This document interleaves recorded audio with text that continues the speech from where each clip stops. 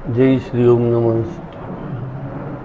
मंगलम भगवान वीरो मंगलम गौतमो घड़ी मंगलम कुंदाद्यो जैन धर्मस्तु मंगलम सर्वमंगल मांगल्यम सर्वकल्याण प्रधानम सर्वधर्माणाम जैनम जैत शासनम वंदित सौव सिद्धे ध्रुवमचलमणो ववम गदिम पत्ते ओक्षाम समय पावड मिणमो सुत्के विधि वणिदम नमः समय साराय स्वानुभूत्या चकास्ते चित स्वभावाय भावाय सर्वभावांतरच्चिते प्रशांत मत गंभीरम विश्वविद्या कुलगुरु भव्यैक शरणम जयसी मत सर्वज्ञ शास्त्र।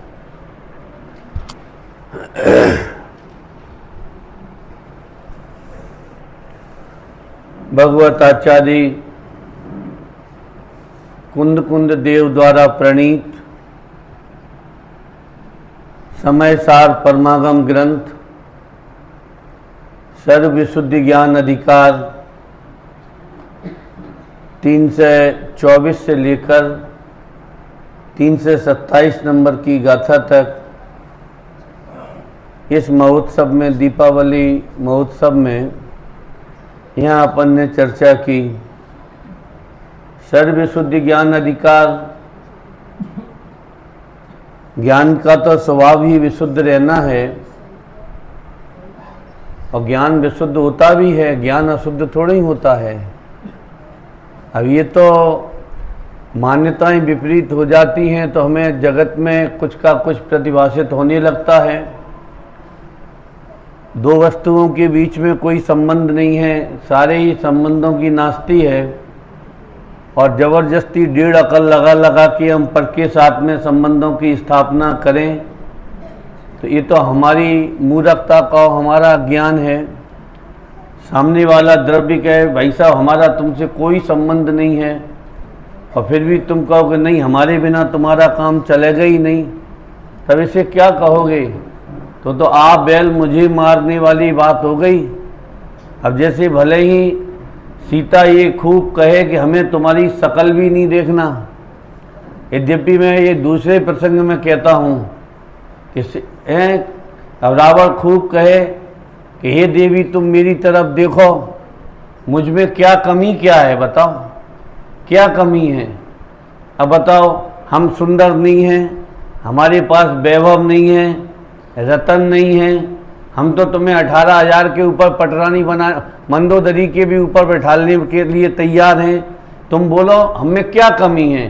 पुष्पक विमान है हमारे पास, सोने की लंका है, रत्नों डेली हम तुम्हारे लिए थाल भर भर के रतन भेज रहे हैं, आभूषण भेज रहे हैं और तुम नज़र उठाकर नहीं देख रही। तो अब बताओ, अब सीता जी अगर वहाँ कहें तो क्या कहती बताओ? तुम कहते हो कि हमें क्या कमी है, हम कहते हैं तुम में क्या अच्छाई है? सील तुम्हारे अंदर नहीं है, विनय तुम्हारे अंदर नहीं है, दया तुम्हारे अंदर नहीं। इसमें दया ही क्या बात है? अरे कोई अबला स्त्री रोती हो तो दया आनी चाहिए कि उसे अपने बनाने में लग जाना चाहिए? बोलो क्या होना चाहिए? तुम कहते हो हमें क्या कमी है, हमें तुम में कोई गुण ही नहीं दिखाई देता। अब ऐसे ये अज्ञानी जीव हर द्रव्य को अपना बनाने में लगा है कि साहब हमें क्या कमी है बताओ। हम सब तो समर्पित हैं, जब से पैदा हुए हैं तब से तो हम पैसे को कमा रहे हैं और पैसा तो भी कह रहा है कि हमारा तुम्हारा कोई संबंध नहीं है। अभी ये कैसी विचित्रता वाली बात है कि मतलब एक तरफा संबंध चल रहे हैं सबके, चाहे राग के हों और चाहे द्वेष के हों। जैसे सीता और रावण का संबंध था तो एक तरफा था, अब रावण की तरफ से राग का था और सीता की तरफ से द्वेष का था। अब भले ही सीता ने उस चीज का द्वेष रूप, ऐसी बात नहीं, विरोध नहीं किया होगा। जब पुष्पक विमान में ले जा रहा रावण तो जटायु ने जब जीव ने संघर्ष किया तो उस समय छीना झपटी तो आके सीता ने भी की वहां पे, तो विरोध तो कर ही रही थी, कहां वो समर्थन कर रही थी उनके विकल्पों का। परंतु ये जो एक तरफा राग है, एक तरफा द्वेष है, एक तरफा मोह है, हमें कहते एक तरफा, चलो चेतन में तो आप एक अनेकांत लगा के कथनचित शब्द का प्रयोग करके कि देखो हम पत्नी से अपना कहते हैं तो पत्नी भी हमसे अपना कहती है। तो हमें ये बताओ, मकान कहाँ, तुम मकान को अपना कहते हो तो मकान कहाँ तुमको अपना कहता है? देह को तुम अपना मानते हो तो देह के एक पुद्गल परमाणु ने भी कभी तुमसे कहा कि आत्मा के असंख्यात प्रदेश है, आत्मा के असंख्यात जो अनंत गुण हैं, आत्मा में असंख्यात गुण है, भाई ये भी हमारे हैं। देह का परिणमन होता है, देखो जीव का परिणमन विकार रूप हो, निर्विकार रूप हो, बोलो देह को कोई तकलीफ हो तो आप बताओ। और देह का अगर रोग रूप परिणमन होता है तो जीव को तकलीफ होती है। मतलब इसका नाम भेद ज्ञान। मतलब हम शांति से बैठ के विचार तो करें कि हम किस चौराहे पर खड़े हैं और क्या चिंतन करें। देखो जीवन तो बहुत तेजी से भाग रहा है। और जैसे कोई वक्ता बहुत ज्यादा बोलना चाहता हो, बहुत सारा उसकी पोटली में हो, तो कहता है घड़ी बहुत तेजी से भाग रही, घड़ी बहुत तेजी। अरे घड़ी तो अपने समय से भाग रही, भाग नहीं रही, वो तो पहले भी चल रही थी और अभी भी चल रही है। पर तुम इतना सुनाना चाहते हो तो तुम कहते हो कि घड़ी बहुत तेजी से भाग रही है। घड़ी तेजी से नहीं, तुम्हारी विकल्प तेजी से भाग रही है। तो ये तो एक तरफा संबंध है, एक तरफा राग है, एक तरफा मोह है। जिस दिन आगे आज हम पढ़ेंगे, क्योंकि फिर समय सार पढ़ने का नहीं अवसर भी लगेगा, तो आगे हम 2 कलश का वांचन जरूर करेंगे। अब उसमें तो जो 2 से 3 नंबर का कलश, 2 से 2 नंबर का कलश है, उसमें बराका शब्द का प्रयोग किया है। बराक माने बेचारे। अरे जो जीव इस नियम को नहीं पहचानते, वे बेचारे शब्द का प्रयोग कहां किया जाता है? दीन, हीन, असमर्थ, पुरुषार्थहीन, ऐसे जीवों के लिए। जैसे कोई व्यक्ति काम नहीं कर पाता हो तो अपन भी कह दे ये बेचारा कहां से खाएगा, ये इसका हाथ टूट गया, बेचारा कैसे बनाएगा, ये कैसे कमाएगा। तो अंदर में एक करुणा वाली बात आती। ये अमृत चंद्राचार्य देव को कितनी करुणा आती है कि जब 2 द्रव्यों के बीच में कोई संबंध ही नहीं है तो तुम काय को एक तरफा राग के पीछे, एक तरफा मोह के पीछे क्यों दौड़म दौड़ भागम भाग लगे हो? अब देखो इतने दिन से चर्चा चल रही है और वर्षों से आप सब सुन रहे हो, पैसा पुण्य के उदय से आता है। और फिर भी बोलो हम, अब ये बात समझ में आ जाए तो ये भागम भाग हो। अभी मैं गजपंथा गया था तो अभी लौटते समय मेरे को एक विचार आ रहा था कि अब तो दिवाली खत्म हो गई, पर जब यहां आके देखते हैं कि अभी दिवाली खत्म नहीं हुई। लोगों के मन में भी एक धारणा है कि दिवाली के दूसरे दिन लोग चले जाते हैं, पंडित भी थक जाता है। चिंता मत करो, हम बिल्कुल नहीं थकते हैं।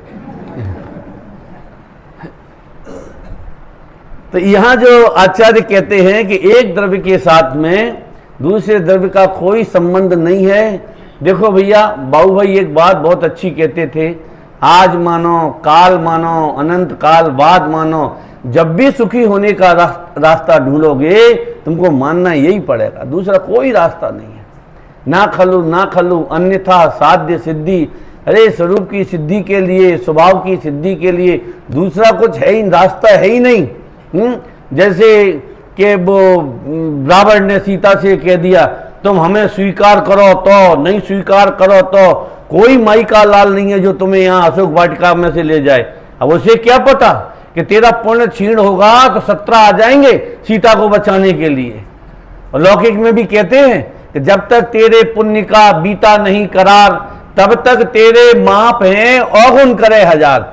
लोग कहते अनीति करते, ये जो भ्रष्टाचार करते, पैसा खाते, रिश्वत खाते, फिर उन पैसों से व्यभिचार करते, सप्तव्यसन का सेवन करते, तो लोगों के दिमाग में, ज्ञान में ये बात व्यवस्थित बैठ गई कि अनीति अन्याय करने से पैसा आता है। नहीं आता है कि जब तक तेरे पुण्य का बीता नहीं करार तब तक तेरे माप हैं औगुन करे हजार। जब तक पुण्य का उदय है तब तक तुम कुछ भी करते रहना, दुनिया में कोई टोकने वाला नहीं मिलेगा।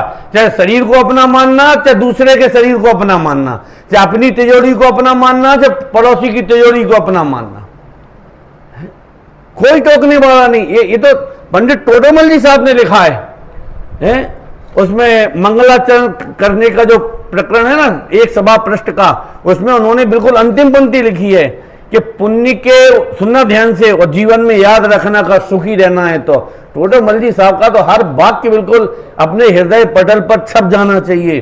पुण्य के उदय में दंड के निमित्त नहीं मिलते और पाप के उदय में सहायता के निमित्त नहीं मिलते। ये सूत्र है, ये व्याख्या के लिए सूत्र है। क्या कहा?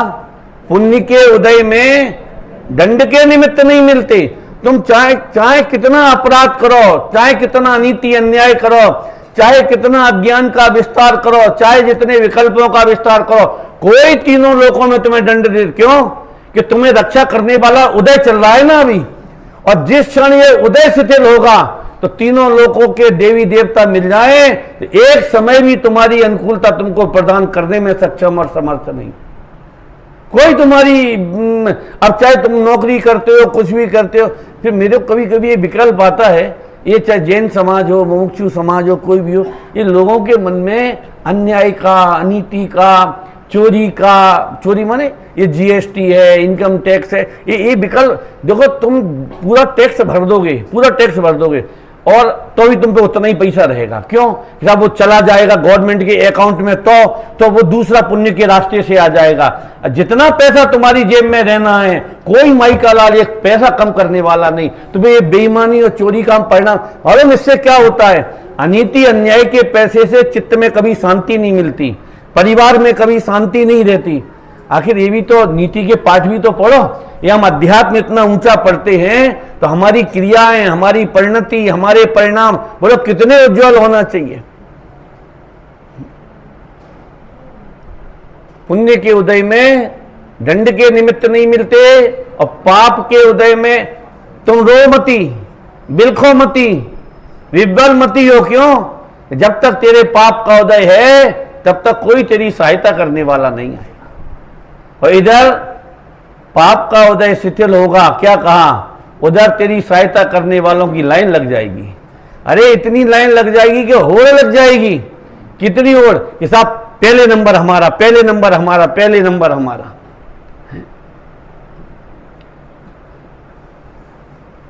आदिश्वर को अगर अंतराय कर्म का उदय था, 6 महीने तक आहार की विधि का विधान नहीं बना, 7 महीना 13 दिन तक आहार की विधि का विधान नहीं बना, और जब ये जगत वालों को मालूम पड़ा कि आहार ऐसे दिया जाता है, अगर ये दोबारा आहार के लिए जाते तो बोलो लाइन लगती कि नहीं लगती?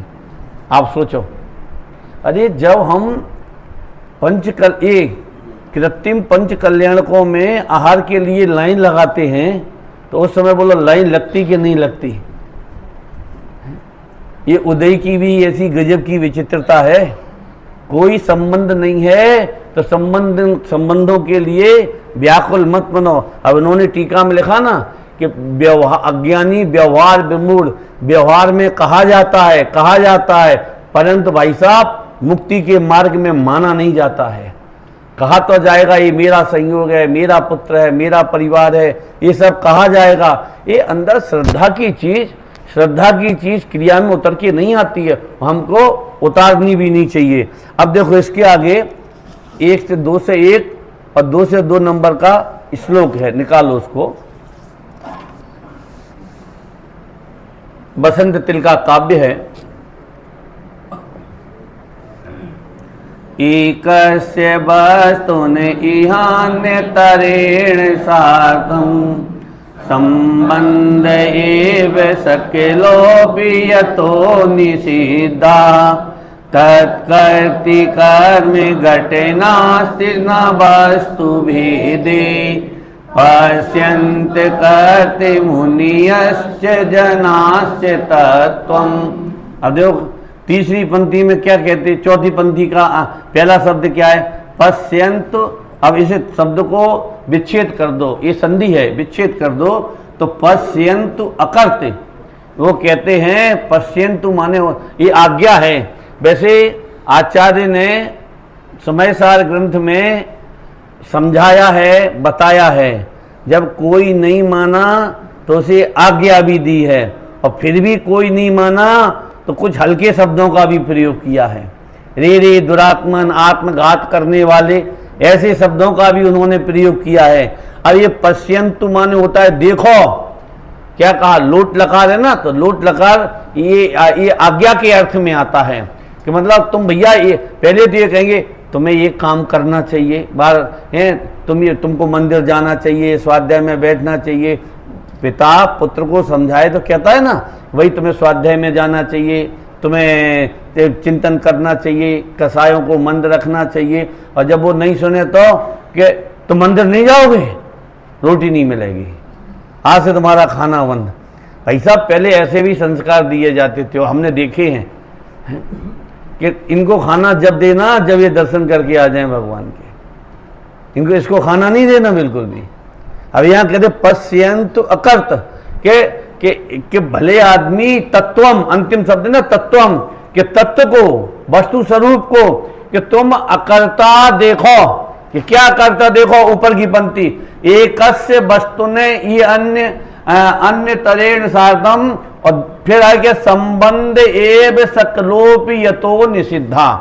निषिद्धा माने पूरी तरह निषेध है, काय में, संबंध एव सकलोपि, कि सभी प्रकार के संबंधों में। अब इसमें संबंधों में भेद नहीं डालना, ये भेद नहीं डालना कि हम इस संबंध का निषेध कर रहे हैं कि इस संबंध का निषेध कर रहे हैं।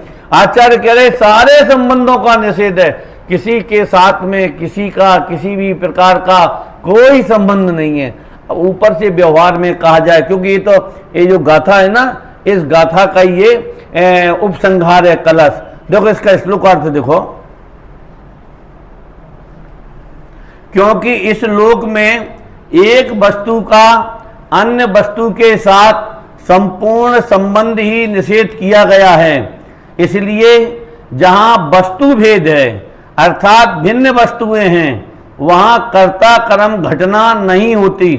इस प्रकार मुनिजन और लौकिक जन तत्व को अकर्ता देखो, वस्तु के यथार्थ स्वरूप को अकर्ता देखो, यह श्रद्धा में लाओ कि कोई किसी का कर्ता नहीं है, पर द्रव्य पर का अकर्ता ही है। अब ये कितनी वजनदार देकर ये बात कह रहे हैं कि भाई तुम देखो, सुनो, समझो, निर्णय करो, तुम विचार करो। अब और कितना समझाएं और कितना बतलाएं, कहते एक द्रव्य का दूसरे द्रव्य के साथ में करता नहीं। अब देखो यहां से थोड़ा प्रकरण प्रारंभ होता है, और आगे की गाथाओं का भी हम थोड़ा सा सार तो आपको बता ही देंगे, घर जाके आप लोग अभ्यास करना इसका। अब यहां से प्रकरण क्या बदलता है कि यहाँ आचार्य कहते हैं कि एक द्रव्य दूसरे द्रव्य का करता नहीं है, तो वो कहते करने का भाव तो आता है। अभी वो बात नहीं लेना, यहाँ कौन सी बात नहीं लेना, पर्याय का करता नहीं है कि पर्याय का करता है, पर्याय ये द्रव्य विकार का करता नहीं, वो अपेक्षा नहीं लेना। वो तो जहां जो अपेक्षा हो, यहाँ अब दृढ़ता से आचार्य ये कहेंगे कि जीव अपने विकारी भावों का करता है, ये कहेंगे जीव राग का करता है अज्ञान दशा में। अब ये कोई ये कहे कि जब दो द्रव्यों के बीच में कर्ता कर्म का कोई संबंध नहीं है, तो फिर राग का कर्ता भी तुम काय को कहते हो, तो बोले कि ऐसा नहीं है। अगर हम राग का कर्ता नहीं कहेंगे तो आखिर राग तो हो रहा है, और अगर राग हो रहा है तो इसका कोई ना कोई कर्ता तो होगा। तो परिद्रव्य नहीं हो जाए, परिद्रव्य नहीं हो जाए, इसलिए जीव को कर्ता बनाया उन्होंने। क्या कहा, मैं फिर से बोलता हूं, विकार का कर्ता, क्योंकि आगे सांख्य मत का खंडन करेंगे। क्या खंडन करेंगे? सांख्य मत में क्या है? सांख्य मत में ये है कर्म ही हंसाते हैं, कर्म ही रुलाते हैं, कर्म ही गुस्सा दिलाते हैं। भैया आज इतनी देर तक काय को सोए कि हमारी दर्शनवाणी कर्म का बहुत तीव्र उदय चल रहा है, इसलिए सोते रहे। कि तुमने उसे गाली क्यों दी? कि मेरे क्रोध नामक कर्म का उदय है, इसलिए गाली दी।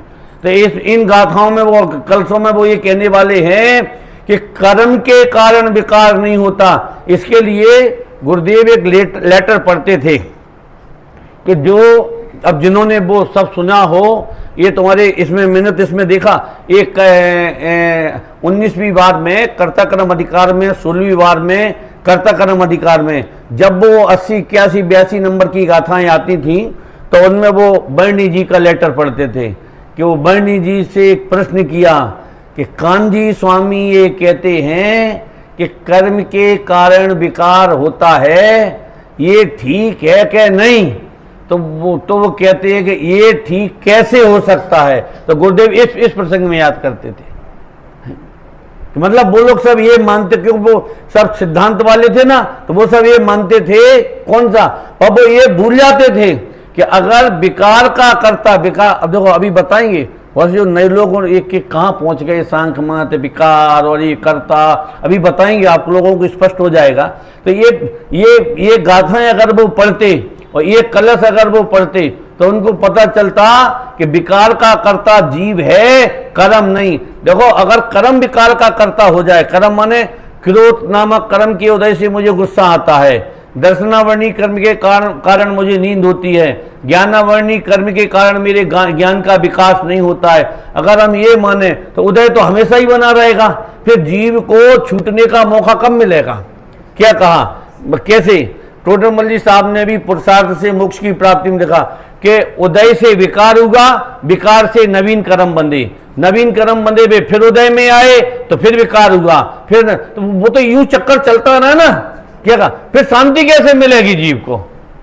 आखिर कहीं ना कहीं तो यहां पर आचार्य ने मोह, राग, द्वेष, क्रोध, तो ऐसे तो वो रावण भी कह देता, क्या कह देता कि साहब सीता के प्रति जो कुशील का परिणाम आया ना, ये कुशील नामक कर्म के कारण आया, इसमें मेरी क्या गलती? तो आचार्य भी कह देंगे कि भाई साहब फिर नरक में भी वो कुशील का परिणाम जाएगा, तुम थोड़े ही जाओगे। ये बताओ, हम अपना अपराध कब स्वीकार करेंगे? जैसे लोग कह देते हैं ना कि साहब वैसे तो हमें खाने पीने की कोई इच्छा नहीं है, कुछ नहीं है, और हम मतलब रूखी रोटी भी मिल जाए तो खाएं, पर सामने जब रसमलाई और रसगुल्ले और बढ़िया आए तो फिर खाए बिना रहा नहीं जाता। अब क्यों? तुम्हें भाव क्यों नहीं आता खाने का? डायबिटीज है ना, तो इसलिए खाने का भाव, पर सामने तुम थाली में रख दो और हमें खाने का भाव नहीं आए, ऐसा नहीं हो सकता। तो देखो, इसमें एक बहुत बड़ा सिद्धांत निकलता है। जैसे अभी भाई साहब भी बोल रहे थे ना, तस्मिन् निमित्तम परसंगेव, तो यहाँ पर तो ये कह रहे हैं कि अगर तुम गुस्सा करते हो, समझना, अगर तुम गुस्सा करते हो तो 99% नहीं, 100% तुम्हारा दोष है। अगर रावण को सीता के प्रति विकार उत्पन्न हुआ था तो इसमें सीता का कोई दोष नहीं था। कि साहब दोष कैसे नहीं था? वो सुंदर थी। अरे जी कोई बात है, हम सुंदर हो तुम्हें विकार उत्पन्न हो जाए हैं? अगर ऐसा होता तो पद्म पुराण में रविशरण स्वामी को लिखना चाहिए था, जब सीतेंद्र देव नरक में गया तो रावण को ये कहना चाहिए, रावण के जीव को सीतेंद्र देव से कि वाह तुम तो मजे से हो, हम सड़ रहे हैं नरक में, तुम्हारे कारण नरक में पड़े हैं, ना तुम इतनी सुंदर होती, ना तुम्हें उठाने का भाव आता, ना हम तीसरे नरक में जाते। देखे खोल के देखो कहीं पद्म पुराण में पंक्ति आई हो तो।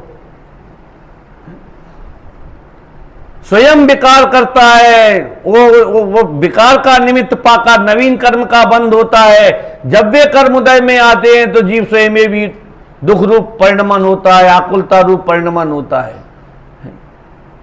हमको लगता है कि साहब क्यों तुम इतनी मेहनत क्यों करते हो, इतनी मेहनत क्यों करते हो? अरे पड़ोसी 50 लाख की गाड़ी लाया और हम अभी भी 800 चला रहे। 800 समझे ना, पहले जिसके पास 800 मारुति के, वो मारुति या मारुति वैन, तो मतलब वो स्टार्टिंग भाई थी 30-35-40 हजार रुपए से, मतलब तो हम अभी भी मतलब 800 चला रहे हैं, और वो तो स्कॉर्पियो और कौन कौन सी मार्केट में बढ़िया बढ़िया गाड़ियां, लग्जरी गाड़ियां हैं। तो हम एक दिन इन्हें भी दिखा देंगे कि तुमसे बढ़िया लाके बता देंगे। तो इस जो विकार का करता उसने किसको माना? पड़ोसी को माना। ये महामिथ्या दर्शन है, ये नरक निरोध का कारण है। ये पर अपने विकार का कारण अगर पर को मानता है? जब से हमने इसकी बढ़िया साड़ी देखी है तब से रातों की नींद चली गई हमारी। तो महामिथ्या दृष्टि हो। बोलो ये जीवन में बोलो 24 घंटे घटित होता है कि नहीं होता है? कौन कहता है समय सार समझ में नहीं आता? हम कह रहे इससे सरल कोई ग्रंथ नहीं है। इसमें लिखा है, आप लोगों को लगा पढ़ा तो कुछ ही नहीं है, बोलते चले जा रहे। देखो मैं पढ़ के सुना दूं? नहीं, थोड़ा सा भरोसा भी तो होना चाहिए। हाँ, भरोसा रहेगा तो आप हम पे भरोसा करोगे, हम पे भरोसा करोगे, तुम्हारी वाणी पे भरोसा करो तो आपको लगेगा कुछ अच्छी बात सुनी। देखो क्या लिखा, जो पुरुष ऐसे वस्तु स्वभाव का नियम नहीं जानते, वे अज्ञानी होते हुए कर्म को करते हैं। इस प्रकार देखो, भाव कर्म का कर्ता अज्ञान से चेतन ही है, इस अर्थ का एवं आगामी गाथा सूचक कलश रूप काव्य कहते हैं। तो क्या कहा? भाव, अब भाव कर्म समझते कि नहीं समझते? भाव कर्म की सीधी सी परिभाषा, जितना जीव के परिणामों में विकार होता है वो सब भाव कर्म कहलाता है।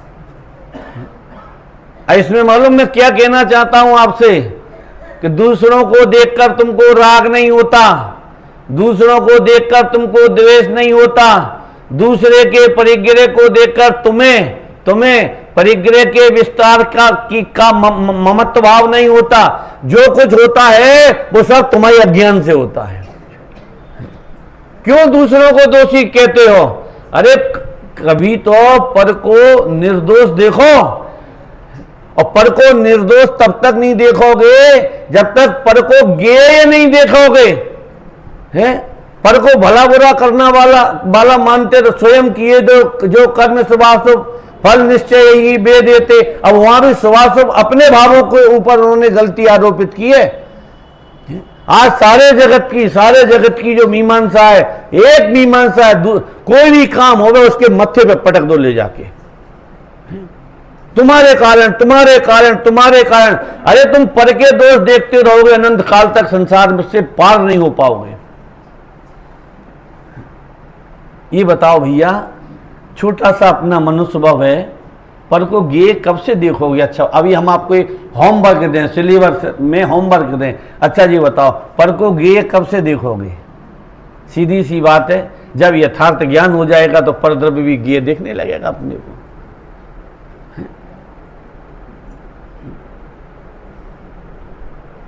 सीता जी अशोक वाटिका में बैठी थी, एक श्वास भी ऐसी नहीं जाती होगी जिसमें राम याद नहीं आते होंगे। बोलो सच्ची बात है कि नहीं? हैं? और वही सीता जी अग्नि परीक्षा में उत्तीर्ण हो गई और रामचंद्र जी बोलते हैं घर चलो, दीक्षा ले ली। पृथ्वीमती माता जी से आरिका व्रत ले लिया। आरिका में 62 वर्षों तक उन्होंने आत्म साधना की, पंचम गुण स्थान हो गया। अब राम से तो ऊपर हो ही गया ना, जिनका चौथा था उनका 5वां था। तो देश भूषण कुलभूषण की परमात्मा की गंध कुर्टी में से राम लक्ष्मण देश ना सुन के आ रहे। बाहर सीता माता बैठी, दोनों भाई हाथ जोड़ के खड़े। अभी कैसा लगता होगा? आपने सोचो जरा कैसा लगता होगा? रामचंद्र जी कहते, माता आप धन्य हो, मार्ग तो यही सच्चा है। ऐसे शब्द रामचंद्र जी को हीनता लगती होगी। हैं? कल तक ये हमारी सेवा करती थी, हमारे पैर दबाती थी, और आज हमको इनसे देखो। तो पद की गरिमा कितनी होती है, मैं ये कहना चाहता हूं, कितनी पद की गरिमा होती है।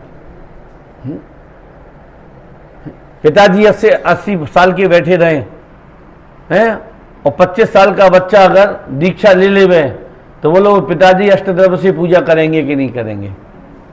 और ऐसे उदाहरण आते हैं। चक्रवर्ती बैठे रहे और 9 से 23 जीव समुद्र में पहुंच गए। अष्टद्रव्य से बोलो पूजा की होगी कि नहीं की होगी? कि माता आप धन्य हो, मार्ग तो यही सच्चा है।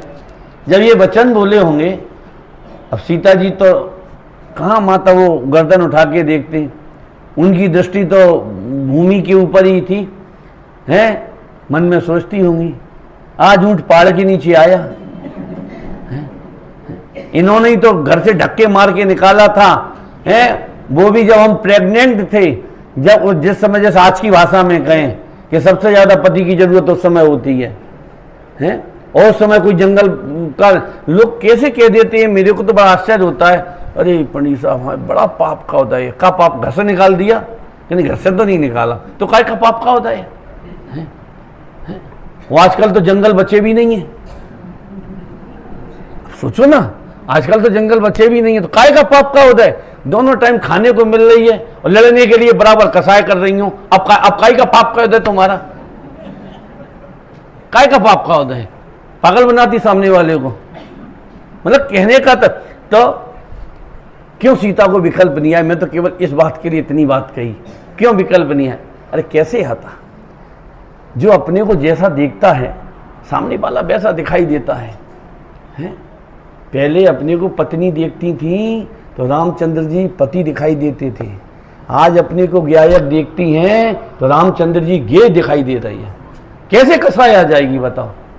राम के ऊपर राम कैसे कह सकती हैं कि तुमने हमें घर से निकाला? वो उस समय की योग्यता थी, उस समय की पर्याय थी, वो तो गई, काम खत्म हो गया उसका। तो ज्ञानियों के जीवन से हम इतना तो सीखें कि कम से कम इस मनुष्य भाव में कुछ नहीं सीख पाए, पर को दोष देना तो हम बंद करें कम से कम। भाव कर्म का कर्ता क्या लिखा है? जीव ही है। कितने बजे तक? 11:30 तक लेना ना। देखो है, देखो अभी क्या कहते, भाव कर्म का कर्ता जीव चेतन ही है। अब देखो जो आगे का जो कलश है, इस कलश में आचार्य ने खेद व्यक्त किया है। जो क्या कहते हैं, ये 202 नंबर का कलश, ये तो स्वभाव नियतम कलयंतु नेम ज्ञान मग्न में सोवत तेवरा का कुर्वन्ति कर्म तत एव हि भाव कर्म कर्ता स्वयं भवति चेत। कुछ समझ में आया? ये कितना प्यारा कलश है ये। 24 घंटे गुनगुना। अरे तुम एक आध अपने लॉकर का नंबर भूल जाओ तो चिंता नहीं करना, और ये कलश अगर भूल जाओगे तो गारंटी से तुम्हारा बुरा होगा, क्योंकि लॉकर का नंबर भूल जाओगे तो उदय में होगा तो वो मिल जाएगा। और अगर उसकी ममता में ये मोक्ष मार्ग भूल गए तो तुम्हारा बहुत बुरा होगा। जो क्या कह रहे आचार्य कि कर्ता स्वयं भवति चेतन एव नान्य, ना अलग कर दो, ना अन्य, मतलब चेतन करता है, अन्य कोई करता काय का। ऊपर वाली पंक्ति देखो, कुर्वन्ति कर्म तत् एव ही भाव कर्म। जहां जहां जे योग्य छे तहां समझबू ते। अगर यहां भाव कर्म का कर्ता कह रहे हैं तो वो बातें याद नहीं करना कि पर्याय पर्याय का करता है, एक गुण की पर्याय दूसरे गुण की पर्याय का वो बातें अभी नहीं लगाना। यहां तो ये कह रहे हैं कि विकार का कर्ता परद्रव्य नहीं है। मैं इतनी बात उनको समझानी है। शुद्ध हिंदी में मैंने बता दिया आपको कि मेरे को क्रोध आया तुम्हारे कारण नहीं, इसमें मेरी गलती। राग आया, इसमें कारण तुम्हारी गलती नहीं, मैं खुद कारण। अरे पैसे कमाने का भाव आया तो जगत को देखकर नहीं, मेरे मोह का विस्तार। अरे अपना दोष स्वीकार नहीं करोगे तो निकालोगे कैसे? बिन जाने ते दोष गुणन को कैसे तजिए गइए। अरे गुण दोष का तुम्हें ज्ञान नहीं होगा तो तुम उसका ग्रहण त्याग कैसे करोगे? बताओ कैसे करो? एक इसमें कलश आता है कर्तव्य अधिकार में, शायद 95 नंबर का कलश होगा। है कितना प्यारा कलश है। विकल्प का परम कर्ता विकल्प कर्म केवल। दादा बहुत याद करते थे इसको। वो कहते मेरे को कर्ता कर्म अधिकार में सबसे अच्छा कलश लगता है कि विकल्प कहा पर, मतलब उसमें तो ये बताया है कि जीव की मर्यादा कितनी। क्या कहा? जीव की मर्यादा कितनी कि केवल विकल्पों तक। अब विकल्प कहो, इस भाषा में कहो तो राग कहो कि जीव की मर्यादा कितनी कि विकल्प तक। विकल्प मतलब शरीर रोगी हुआ समझना, तो ये ठीक होगा कि नहीं होगा, कि कब होगा, कौन से डॉक्टर की दवाई से होगा, ये जो तुम विकल्प कर रहे हो बस तुम इतना ही कर सकते हो।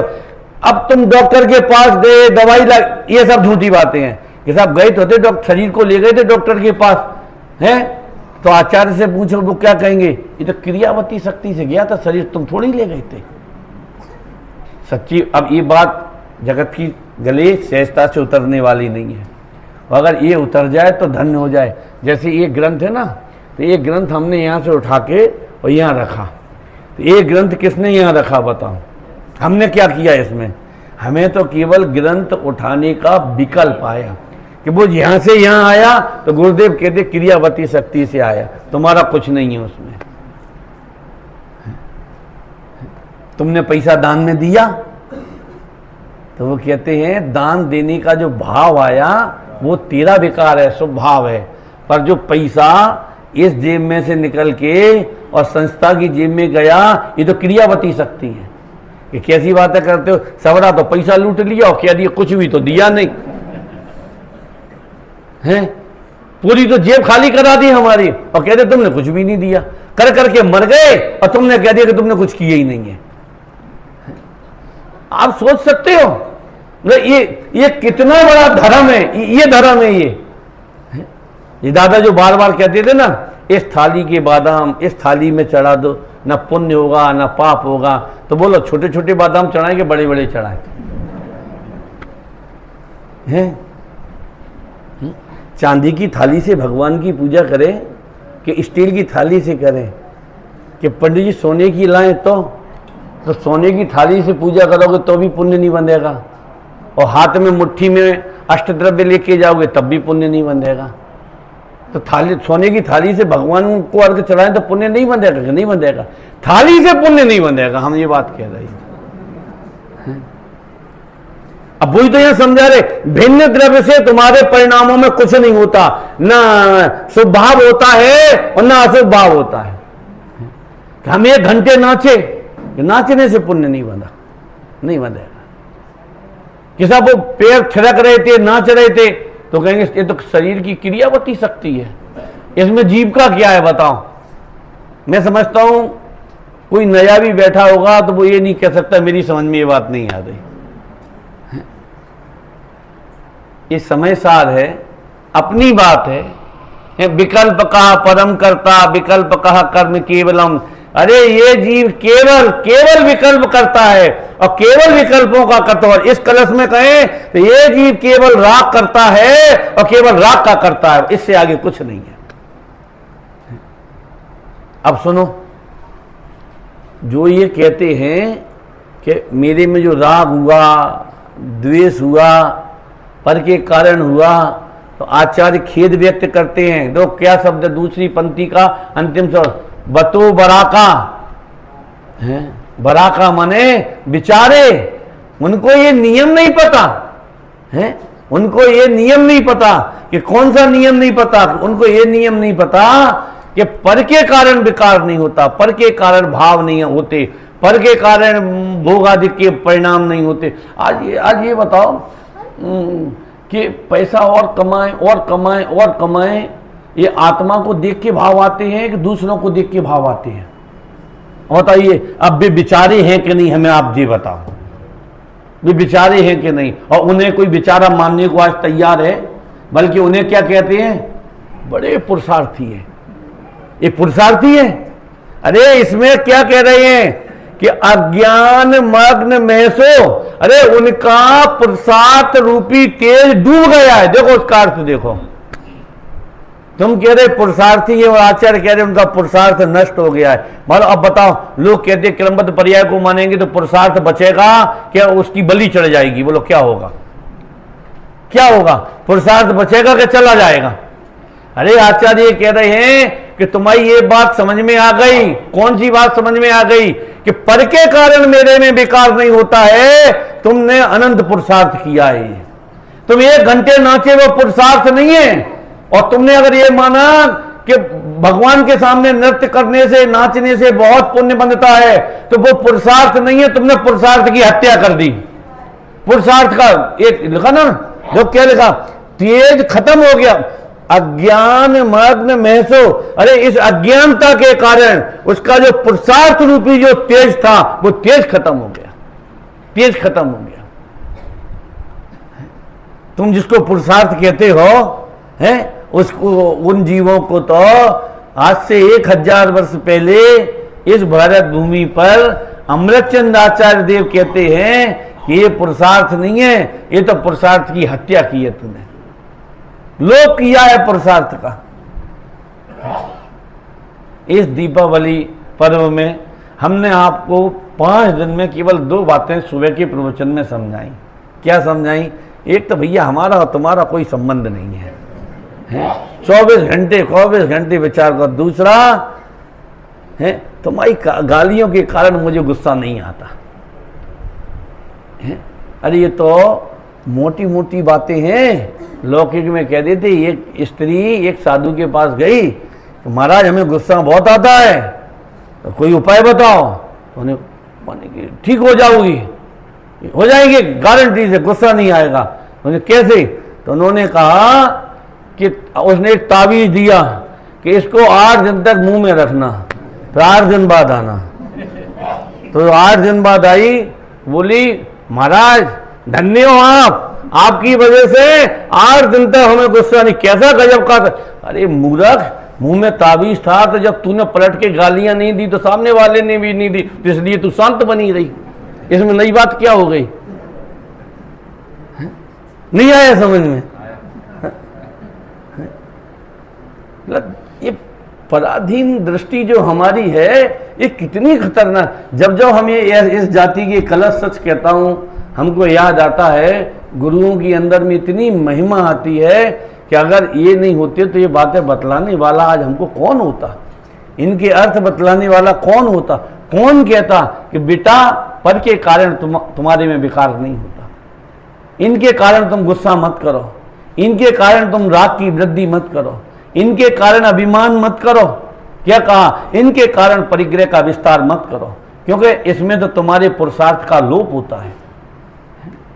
क्या लिखा देखो तो, हो गया समय।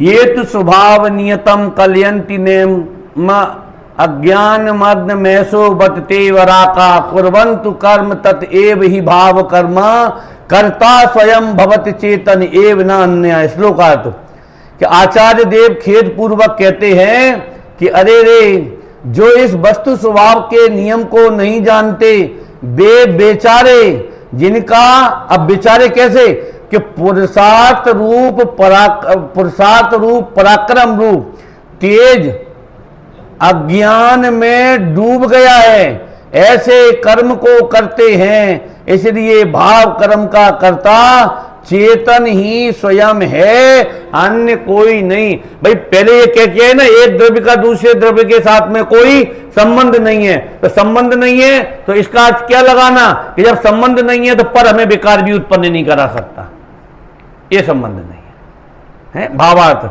वस्तु के स्वरूप के नियम को नहीं जानता, इसलिए परद्रव्य का कर्ता होता हुआ अज्ञानी मिथ्या दृष्टि जीव स्वयं ही अज्ञान भाव में परिणमित होता है। इस प्रकार अपने भाव का कर्ता अज्ञानी स्वयं ही है, अन्य नहीं। अब जो आगे की गाथाएं हैं वो आचार्य ने सांख्य मत का निषेध किया है कि मिथ्यात्व कर्म के उदय से मिथ्या दृष्टि नहीं होता, क्रोध कर्म के उदय से क्रोधी नहीं होता, ज्ञानावर्णी कर्म के उदय से तेरा ज्ञान नहीं रुका, ज्ञानावर्णी कर्म का उदय है इसलिए तुम्हें केवल ज्ञान हो रहा है, ये बात यहाँ नहीं है। तेरे पुरुषार्थ में कमजोरी है इसलिए केवल ज्ञान नहीं हो रहा है। मतलब कोई संबंध नहीं है, तो कर्मों को भी उन्होंने हटा के बिल्कुल। आप पढ़ना, बहुत अच्छी अच्छी गाथाएं। हम तो यही भावना करते हैं कि आप लोग जैसे इतने अच्छे श्रोता सच कहते हैं कहाँ मिलेंगे, वो इतनी शांति से। अरे 4 लोग भी मिलते हैं तो कचर कचर कर करके बुद्धि खराब कर देते हैं, और आप लोग सब एक डोर से बंधे हुए समाचार से इतनी शांति से यहाँ बैठ के समाचार सुनते हो। तो मैं तो ये मानता हूँ कि चक्रवर्ती से भी ज़्यादा पुण्यशाली हो, क्योंकि चक्रवर्ती भी मोह में जब डूबा होता है, भोगों में डूबा होता है, तो बोलो आज हमारी कसाई अगर मंद है, हमारी परिणति में विशुद्धि है, तो हम उससे भी ज़्यादा बोलो भाग्यशाली हैं कि नहीं। अपनी महिमा करो, पैसे की महिमा कम करो, भोगों की महिमा कम करो। क्या कहा? स्वभाव की महिमा करो, वेद विज्ञान का पुरुषार्थ करो, फालतू के विकल्पों में मत उलझो। इससे बढ़िया चीज और क्या मिलेगी? ये मनुष्य भव की सार्थकता वाली सारी चीजें, विशेष चर्चा।